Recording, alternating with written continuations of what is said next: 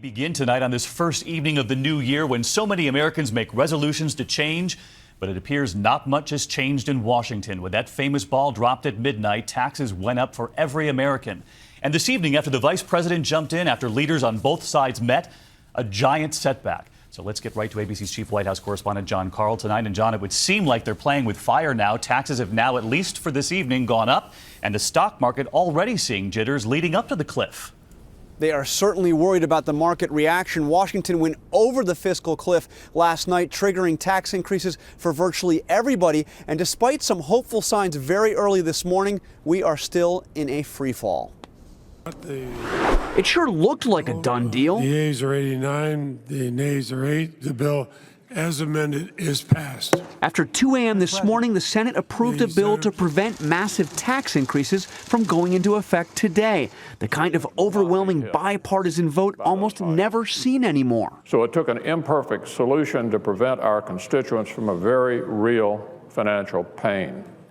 But in my view, it was worth the effort. Finally, it seemed Washington was working. Vice President Joe Biden and Republican leader Mitch McConnell hashing out the deal late last night. I feel really very, very good about how this vote's going to go. He had reason to smile last night, but today that late-night deal hit a wall of Republican opposition in the House. Hastily leaving a meeting of House Republicans today, Eric Cantor, the second highest-ranking Republican in the House, announced even he was opposed. I do not support the bill. House Republicans objected because the bill includes virtually no spending cuts. In fact, the deal would actually add nearly $4 trillion to the deficit over the next 10 years, mostly thanks to the cost of extending those tax cuts for everybody making under $400,000.